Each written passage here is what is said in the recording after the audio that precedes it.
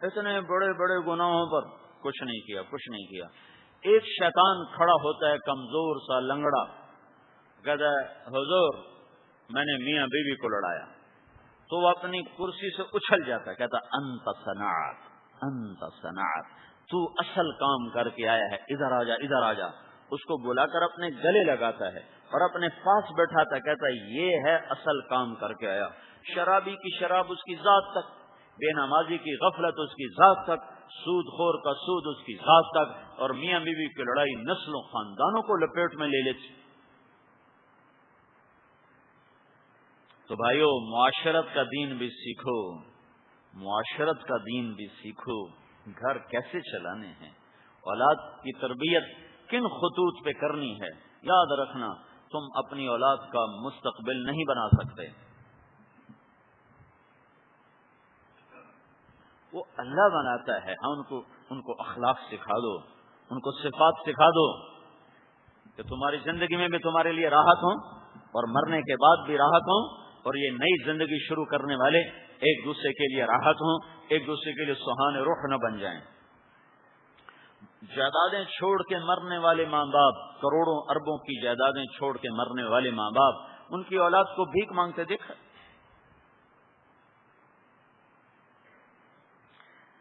ہمارے وہاڑی کے علاقے کا ایک نواب تھا، 900 مربع زمین اکلوتے بیٹے کے لیے چھوڑ کے مرا، اور لاہور میں 8 کنال کا گھر اور ایک بیٹا، 900 مربع جائیداد. جو ظلم و ستم سے جمع کی وہ الگ بات ہے. اس کا بیٹا ابھی زندہ ہے، اس کے پاس 9 گز زمین دنیا میں کوئی نہیں ہے. 9 گز. اپنے باپ کے ملازم کے گھر میں رہتا ہے، وہاں سے اس کو روٹی مل جاتی ہے. تم پیسے جمع کر کے یہ نہیں کہہ سکتے ہو کہ میں نے اپنے اولاد کا مستقبل سیف ساؤنڈ کر دیا ہے. وہ اڑا دیں تو تمہارے پاس کیا ضمانت. ہاں انہیں صفات سکھا دو، انہیں ایمان سکھا دو، انہیں اخلاق سکھا دو. مقدر کا رزق کو خود لیتے پھریں. حضرت عمر رضی اللہ عنہ شام میں تھے تجارت کے لیے. ایک شامی سے جھگڑا ہوگا، اس کو جو مکہ مارا وہ مر گیا. وہ مر گیا تو لوگ ان کے پیچھے بھاگے، وہ آگے بھاگے. تو اب یہ عرب بدو ان کو کون پکڑ سکتا تھا، ان کی رفتار تیز، وہ پیچھے شہری. تو بھاگے جا رہے تھے. ایک پادری دروازے پہ کھڑا تھا اپنے گرجے. تو اس کی نظر پڑی تو انہوں نے کہا ادھر آ جاؤ، ادھر آ جاؤ. تو ان کو جلدی سے اندر چھپا دیا اور دروازہ پہ کھڑا ہو گیا. تو وہ پیچھے سے مجمع رہا تھا. تو انہوں نے کہا حضرت ادھر ایک عرب بدو ہمارا آدمی قتل کر کے ادھر کو نکلا تھا، دیکھو دیکھو پتہ نہیں کدھر کو نکلا، ہمارے پاس کوئی نہیں، چلو چلو. وہ سارا مجمع منتشر کر دیا. اس کے پاس آ کر اس کو ایسے دیکھنے لگا. پھر کہنے لگا تمہارے علاقے میں کوئی نبی آیا؟ کہا جی نہیں. کہا ایک نبی آنے والا ہے، تمہاری تقدیر میں اس کا ساتھی بننا لکھا ہے، اور اس ملک کے تم بادشاہ بننے والے ہو. تو تم نہ مجھے تحریر پہ دستخط کر کے دے دو کہ جب تمہاری فوجیں یہ ملک فتح کریں گی میرے گرجے کو کچھ نہیں کہیں گی. وہ کہنے لگا حضرت عمر کہنے لگے میری غربت کا مذاق تو نہ اڑا. ایک تو میں اجنبی، اوپر قتل کر کے مفرور مجرم، اوپر سے میرا مذاق اڑاتے ہو. کہا یہ مذاق ہے یا سنجیدہ بات تم مجھے، ورنہ میں تمہیں حوالے کر دوں گا لوگوں کے، مجھے یہاں دستخط کر کے دو. انہوں نے کہا چلو ٹھیک ہے، جی دستخط نال میری جان بچ گئی تو ٹھیک ہے. انہوں نے تحریر لکھی پادری نے، اور حضرت عمر نے دستخط کر دی. حضرت عمر بھی ان چند آدمیوں میں تھے جو لکھنا پڑھنا جانتے تھے. سبحان اللہ. پھر میرے رب نے عمر کو 22 لاکھ مربع میل کی حکومت دی. اور جب شام پہ ابو عبیدہ کا لشکر بھیجا کہ دیکھو ایک گرجا ہے فلاں جگہ، اگر وہ پادری زندہ ہو تو اس کے پاس میرا دستخط شدہ خط ہوگا، اسے نہیں کچھ کہنا، اس کو میں امان دے چکا ہوں. مستقبل ماں باپ نہیں بنایا کرتے، ماں باپ صفات بنایا کرتے ہیں. مستقبل تو اللہ بناتا ہے.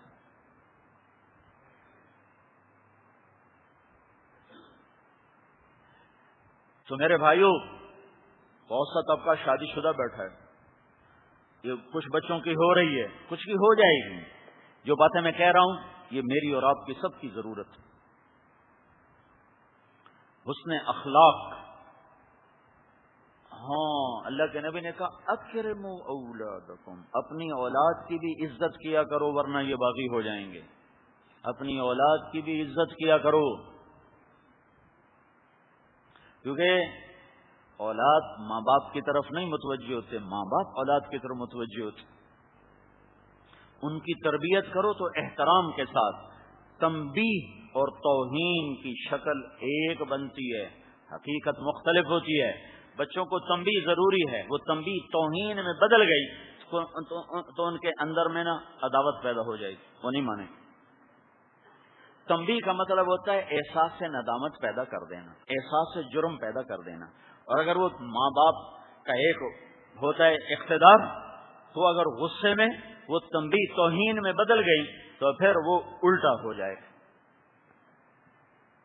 پھر وہ بات نہیں لے گا. حضرت حسن بصری بڑے تابعین میں سے، ان کے بیٹے کا نام ہے سعید. حضرت حسن بصری فرماتے تھے میں نفلوں میں ہوں، نفلوں میں، اور میرا بیٹا سعید مجھے بلا لے تو میں اس کی خاطر نماز توڑ دیتا ہوں. تو اپنی اولاد کو عزت دو کہ وہ تمہارے تابع ہو سکیں، پھر انہیں تنبیہ کرو، توہین نہ کرو، تنبیہ کرو تو اپنی کمیوں پر انہیں ندامت ہو. کسی بھی گھر کی آبادی کے لیے یہ چیزیں بنیاد ہیں. اللہ کے محبوب نے گھر آباد کر کے دکھائے، اپنی بیٹیوں کے گھر آباد کروائے. 9 شادیاں، 9 بیویاں حرم میں تھیں جب آپ دنیا سے تشریف لے گئے. آپ نے ایک مثالی خامند بن کے دکھایا، باپ بن کے دکھایا، بیٹے کا باپ بن کے دکھایا ہے، تربیت کر کے دکھائی ہے. اور شادی میں آپ نے تکلف بھی کیا ہے، سادہ بھی کیا ہے، شاہانہ بھی کیا ہے. شاہانہ تکلف کی اجازت ہے، سادگی کے لیے ترغیب ہے. اصل سادگی ہے، لیکن ساری امت تو غریب نہیں ہے، مالدار بھی ہوں گے، بادشاہ بھی ہوں گے، تو بادشاہ کیسے سادہ کرے گا؟ تو اللہ کے نبی نے ایک ولیمہ شاہانہ کیا، 1-2 ولیمے آپ نے پرتکلف کیے، باقی سارے ولیمے انتہائی سادگی کے ساتھ کیے. سب سے محبوب بیوی حضرت عائشہ ہے، سب سے سادگی کا نکاح ان کا ہے کہ دلہن خود چل کے اللہ کے نبی کے گھر چلی گئی، ماں چھوڑ کے آئی، بارات لینے نہیں گئی، ماں چھوڑ کے آ گئی، ام رومان چھوڑ کے آ گئی. اور ولیمہ کیا تھا؟ سعد بن عبادہ نے دودھ کا پیالہ بھیجا، اور وہ یہ نہیں بڑا پیالہ، تو جتنے مہمان آئے آپ نے ان کو دودھ پلایا، تو یہ حضرت عائشہ کا ولیمہ ہوا، دودھ. حضرت صفیہ سردار کی بیٹی تھیں، صفیہ خیبر کے سردار کی بیٹی، اور پھر وہ ان کا باپ بھی قتل ہو گیا، خامد بھی قتل ہو گیا. وہ سردار کی بیٹی، ان سے آپ نے آزاد کر کے شادی کی، اور ان کا ولیمہ 3 دن آپ نے کھلایا، 3 دن ولیمہ ہوا مسلسل. تھا بڑا آسان، آپ اپنا بھی لاتے تھے اور صحابہ سے کہتے بھائی اپنے اپنی روٹی لے کر میرے دسترخوان پر آ جاؤ. تو ولیمے کے نام پر 3 دن کھانا ہوا ہے. یہ تکلف کی شکل ہے، نہ فرمانی نہ ہو، تکلف کی اجازت ہے، ترغیب نہیں، اجازت ہے. دین میں اگر وسعت نہ ہوتی تو پھر تو ذرا غریبوں کا دین بن جاتا. یہ تو مالداروں کا بھی دین ہے، بادشاہوں کا بھی دین ہے، فقیروں کا بھی دین ہے. پھر آپ نے شاہانہ بھی کیا. شاہانہ وہ کیا تھا؟ سارے مدینے کو کھانا کھلایا، 3-4 ہزار کی آبادی، سب کو کھلایا. یہ ولیمہ حضرت زینب کا ہے. زینب بنت جحش یہ دنیا کی واحد خاتون ہے جس کا نکاح اللہ نے پڑھایا ہے، نہ ایجاب نہ قبول ہے. ابھی دیکھو نا، لڑکی والوں سے ایجاب ہو چکا ہے، اب یہ لڑکے قبول کہیں گے. اگر یہ نہ کہیں میں نے قبول کیا تو نکاح نہیں ہوگا. یہ شرط ہے نکاح کی، ایجاب قبول. پھر گواہ 2 کم از کم شرط ہیں، گواہ ہوں، وکیل ہوں، مہر ہو، ایجاب ہو، قبول ہو. گواہ نہ ہو نکاح نہیں ہو سکتا، ایجاب و قبول نہ ہو نکاح نہیں ہو سکتا.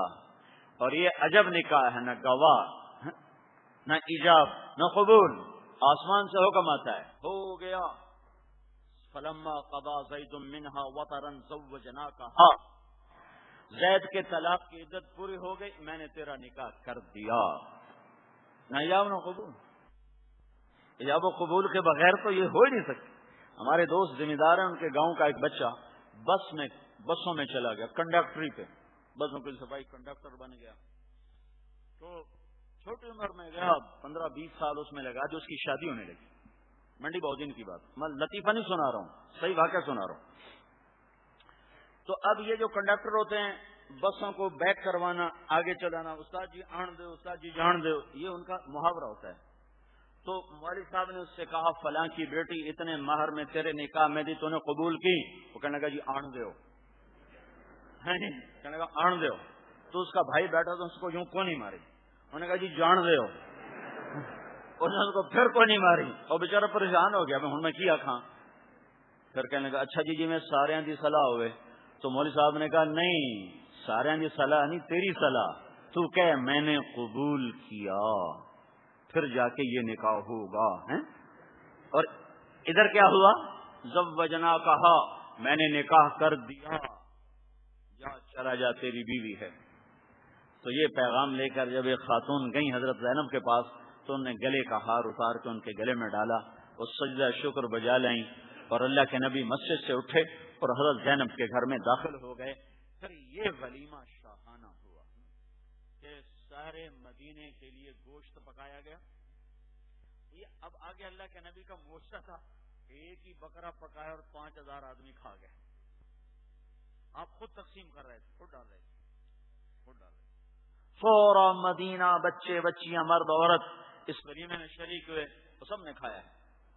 تو تکلف پر تکلف بھی ہو سکتا ہے، تکبر نہ ہو، نافرمانی نہ ہو، ناچ گانا نہ ہو، یہ آتش بازیاں نہ ہو، اور لوگوں کو دکھانے کے لیے نہ ہو. تو چاہے سارے ملیر کو ولیمے پہ بلا دو، اور چاہے خالی دودھ پلا دو، اور چاہے خالی ان کو میٹھا شربت پلا دو.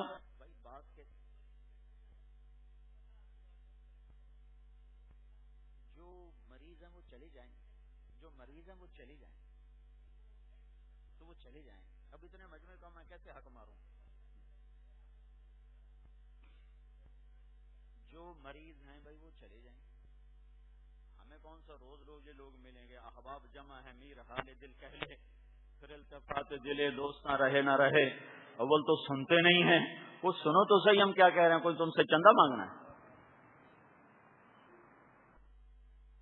مجھے انہوں نے کہا ہم ٹکٹ بھیجے، مجھے نے کہا میں ٹکٹ بھیجتا ہوں. میں نے کہا میں اپنے ٹکٹ پہ آؤں گا، تمہارے ٹکٹ پہ نہیں آؤں گا.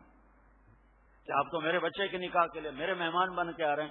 میں نے کہا ہمیں تبلیغ والوں نے یہ سبق سکھایا ہے، اپنی جیب سے خرچ کرو. تو نکاح سے متعلق جتنی چیزیں ہیں میں ساری لانے کی کوشش کر رہا ہوں. یہ باتیں علماء نہیں بتاتے، لوگ نہیں سنتے.